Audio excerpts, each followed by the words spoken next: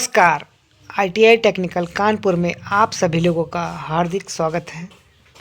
आज हम पढ़ेंगे फिटर ट्रेड थ्योरी के बारे में। फिटर NSQF स्तर 5 में आप ट्रेड थ्योरी के बारे में हम देंगे नॉलेज आपको सिलेबस बता ही दिया है मैंने कि क्या क्या पढ़ना है। इसके बाद हम शुरू करते हैं कि पहला जो हमारा मॉड्यूल है, लेसन है, उसमें क्या क्या टॉपिक हैं और क्या क्या पढ़ना है। चलिए शुरू करते हैं। फर्स्ट ईयर में हम पढ़ेंगे मॉड्यूल नंबर 1। मॉड्यूल नंबर 1 में आपकी सुरक्षा के बारे में बताएंगे। सुरक्षा के बारे में सेफ्टी कैसे करनी है। ये 25 घंटे की क्लास होगी। उसके बाद आपका मॉड्यूल नंबर 2 आएगा, सामान फिटिंग। बेसिक फिटिंग के बारे में आपको होगा, नॉलेज बताया जाएगा। ये 275 घंटे की क्लास है आपकी। उसके बाद आपका मॉड्यूल नंबर 3, सीट मेटल के बारे में आप जानेंगे कि बक्से कैसे बनते हैं, क्या क्या टूल्स होते हैं उनमें, इनके बारे में। तो ये 150 घंटे की करीब क्लास होगी। इसके बाद आपका मॉड्यूल 4 होगा जो वेल्डिंग होगी। वेल्डिंग के बारे में आपको बताया जाएगा कि वेल्डिंग में क्या क्या उपकरण यूज किए जाते हैं, कितने प्रकार की वेल्डिंग होती हैं, आपको सुरक्षा कैसे करनी है, कार्य वगैरह, ये सब आपको बताया जाएगा। ये 100 घंटे की क्लास होगी। कुल आपकी 550 घंटे की क्लास है जो आपका एक वर्ष में करनी है। तो इसके बाद हम मॉड्यूल नंबर 1, सुरक्षा और सेफ्टी जिसे बोलते हैं हम, इसके बारे में चलते हैं। आप पढ़ेंगे औद्योगिक प्रशिक्षण संस्थान से परिचित। तो आपको हम जो ITI हैं आपकी, इंडस्ट्रियल ट्रेनिंग इंस्टीट्यूट्स, उनके बारे में बताएंगे। जैसे आपका ITI हो गया, CTI हो गया, ATI हो गया, FTI हो गया, ठीक है। इस सब के बारे में बताएंगे, कहाँ पे कौन सी कौशल्य और कौन सा प्रशिक्षण दिया जाता है, इसके बारे में आप जानेंगे। उसके बाद आप स्टोर प्रक्रियाओं सहित औद्योगिक प्रशिक्षण संस्थान प्रणाली के काम से परिचित।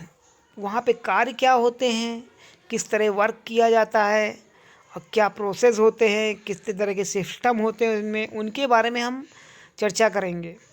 उसके बाद आता है आपका उद्योग वर्कशॉप, फर्श में सुरक्षा और सावधानियों का महत्व। देखिए यहाँ सेफ्टी के बारे में बात करेंगे, आप वर्कशॉप की सुरक्षा के बारे में बात करेंगे कि जो हमारी वर्कशॉप है, कार्यशाला है, उसकी सेफ्टी कैसे की जाए, क्या रख रखाव हो, फर्श में तेल वगैरह ना पड़ा हो और ज़्यादा आप पर्याप्त रोशनी हो, इस तरह की जो सुरक्षाएं हैं इनके बारे में हम पढ़ेंगे। इसके बाद हमारा आता है आपका नेक्स्ट है नरम कौशल पर दृष्टिकोण। आपका जो सॉफ्ट स्किल होता है इसके बारे में जानेंगे। भाई हम सॉफ्ट स्किल कैसे अपने काम में लाएं, किस तरह कर सकते हैं, इनके बारे में होगा। उसके बाद आता है व्यक्तिगत सुरक्षात्मक उपकरण। तो आपका जो सुरक्षा के लिए, सेल्फ की सुरक्षा के लिए जो होते हैं उनके बारे में हम जानेंगे। PPE जिसे बोलते हैं पर्सनल प्रोटेक्टिव इक्विपमेंट। तो 3 तरह की सुरक्षाएं हो गई। एक तरह से आपकी पहली हो गई वर्कशॉप की सुरक्षा, दूसरी हो गई आपकी जो कार्य कर रहे हैं उसकी सुरक्षा, टूल वगैरह इनके बारे में, इनकी सुरक्षा कैसे करनी मशीन की। फिर आपकी पर्सनल सुरक्षा, तो आप जो अपनी सेफ्टी कर रहे हैं उसके बारे में। चलिए इसके बाद फिर हम जानेंगे प्राथमिक उपचार। प्राथमिक जो उपचार है आपका है, इसके बारे में जानेंगे। तो फर्स्ट एड बोलते हैं इसको। तो ये क्या होता है, जैसे किसी व्यक्ति का किसी कारखाने में या किसी कहीं पे एक कुछ एक्सीडेंट आ जाता है, मोच आ जाती है, चोट आ जाती है, या ब्लीडिंग होने लगती है, या हाथ थोड़ा बहुत कट जाता है, या तो उस पोजीशन पे हम क्या उस रोगी को या घायल व्यक्ति को हम क्या ट्रीटमेंट देते हैं डॉक्टर के आने से पहले, उसके बारे में हम यहाँ चर्चा करेंगे। जानेंगे क्या होती हैं, क्या क्या इसमें बॉक्स एक होता है, उस बॉक्स के अंदर कितनी तरह के टूल्स रखे होते हैं, क्या क्या पट्टियाँ रखी होती हैं, कैंची रखी होती है, इसी तरह की डिटॉल वगैरह रखे होते हैं। तो ये सब के बारे में उसमें हम पढ़ेंगे। उसके बाद आएगा कार्यशाला, फर्श के अच्छे रखरखाव हेतु निर्देश। अब यहाँ से बात कर लेते हैं, तो यहाँ पे हम पढ़ेंगे 5S। एक कॉन्सेप्ट है हमारा 5S। तो ये जापान का निर्मित है, जो पूरा वर्ल्ड फॉलो करता है इस नियम को। इसके बारे में जानेंगे। तो इसके अंतर्गत आप देखेंगे कि गृह व्यवस्था का महत्व क्या होता है, बेकार सामग्री का निपटारा कैसे करते हैं, व्यावसायिक स्वास्थ्य जोखिमों तथा सुरक्षा कैसे करते हैं, इनके बारे में हम पढ़ेंगे। अब हम पढ़ेंगे सुरक्षा चिन्ह के बारे में। जो सिंबल होते हैं सुरक्षा वाले, आप लोगों ने देखा होगा कहीं पर कि एक सिगरेट बनी होती है, उसमें क्रॉस का निशान बना होता है लाल कलर से। तो इस तरह की सुरक्षाएं होती हैं। कहीं पे लाइट आपकी बिजली वाली तिकोन में पीले कलर में बना होता है। तो ये सुरक्षा सिंबल होते हैं। ये सभी के लिए कार्य में अच्छे होते हैं, देखने में आपको जल्दी समझ में आ जाते हैं। आप एजुकेटेड हैं, नॉन एजुकेटेड हैं, सभी लोगों को आराम से सुरक्षा चिन्ह देख के मालूम पड़ जाता है कैसे क्या करना है। जैसे आप सड़क पे चलते हैं तो देखा होगा आपका जेब्रा क्रॉसिंग बनी होती है पैदल चलने के लिए। तो और देखा होगा आपने लाल लाइट, हरी लाइट और पीली लाइट भी लगी होती है। इसी तरह के नियम कुछ होते हैं जो आपके ट्रैफिक वाले हैं। उसी तरह के हमारे वर्कशॉप में भी कुछ सुरक्षा चिन्ह बनाए जाते हैं और उनके फॉलो किया जाता है, जिसमें से आपका निषेधात्मक आते हैं, जो चीज़ बिल्कुल नहीं करनी होती है। उसके बाद आपका आता है अनिवार्य चिन्ह आते हैं, जिसको आपको कंपलसरी करना ही करना है। और उसके बाद आपका निषेध आता है। निषेध में आप कार्य को नहीं करना होता है। उसके आपके बाद आते सूचना चिन्ह आते हैं कुछ आपको जो। उसके बाद आपने देखा होगा कि जैसे कोई हॉस्पिटल या डॉक्टर में प्लस का निशान बना होता है, उससे आप समझ जाते हैं कि यहाँ पे कोई चिकित्सालय या फिर कोई इसी डॉक्टर की शॉप है। इसी तरह के कुछ चिन्ह होंगे आपको जो एग्ज़िट वाले कि आपका निकासी के लिए यहाँ बनाया जाता है। जैसे कानपुर मेट्रो बन रही है इस समय, आप जाएंगे तो वहाँ पे काफ़ी सिंबल आपको देखने को मिलेंगे। चलिए आगे बात करते हैं आपातकाल में प्रतिक्रियाएं। आपको जो आपका आपातकाल टाइम होगा उसमें आप कौन कौन सी प्रतिक्रियाएं होंगी उनके बारे में। विद्युत विफलता पढ़ेंगे, प्रणाली विफलता तथा आग के बारे में पढ़ेंगे।